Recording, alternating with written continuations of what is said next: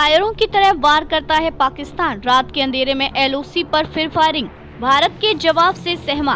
पहलगाम में हुए आतंकी हमले के बाद भारत की संभावित कार्रवाई से सहमा पाकिस्तान कायराना हमले की कोशिश कर रहा है।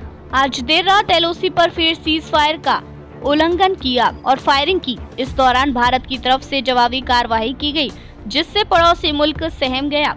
जम्मू कश्मीर के नौशहरा, सुंदरबनी और अखनूर सेक्टरों में 29 से 30 अप्रैल की रात पाकिस्तान की ओर से एक बार फिर बिना उकसावे के संघर्ष विराम का उल्लंघन किया गया। पाकिस्तान सेना ने नियंत्रण रेखा पर छोटी हथियारों से गोलीबारी शुरू की, जिसका भारतीय सेना ने तत्परता और मजबूती से जवाब दिया। भारतीय सेना के अनुसार ये गोलीबारी देर रात शुरू हुई और कुछ समय तक जारी रही। सेना ने स्पष्ट किया कि भारतीय जवानों ने संयम रखते हुए लेकिन प्रभावी ढंग से जवाबी कार्रवाई की। भारतीय सेना ने एक आधिकारिक बयान में कहा, पाकिस्तान सेना की ओर से नियंत्रण रेखा पार नौशहरा, सुंदरबन और अखनूर सेक्टरों में रात के समय बिना किसी उकसावे के छोटे हथियारों से फायरिंग की गई। भारतीय सेना ने स्थिति को नियंत्रण में रखते हुए उचित और सटीक प्रतिक्रिया दी। आपको बता दें कि इससे जम्मू कश्मीर में नियंत्रण रेखा एलओसी पर पाकिस्तान और भारत के बीच लगातार 5वीं बार गोलीबारी की गई थी। सेना ने ये जानकारी दी थी।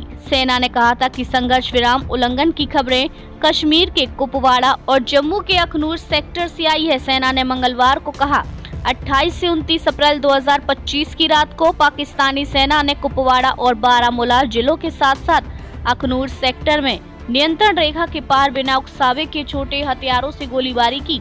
भारतीय सेना ने उकसावे का जवाब दिया। सोमवार को कश्मीर में नियंत्रण रेखा के अलावा पाकिस्तान ने जम्मू के पुंछ क्षेत्र में छोटे हथियारों से गोलीबारी की थी। पिछले हफ्ते पहलगाम में हुए आतंकी हमले के बाद कश्मीर नियंत्रण रेखा पर संघर्ष विराम उल्लंघन की घटनाएं बढ़ गई हैं। इस हमले में 26 लोगों की मौत हो गई थी। भारत और पाकिस्तान के बीच 2021 के समझौते के बाद से नियंत्रण रेखा पर अपेक्षाकृत शांति रही है।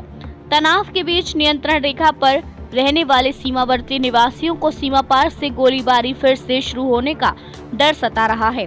कई सीमावर्ती निवासियों ने बताया कि डर के कारण उन्होंने अपने गांव में भूमिगत बंकरों की सफाई शुरू कर दी है।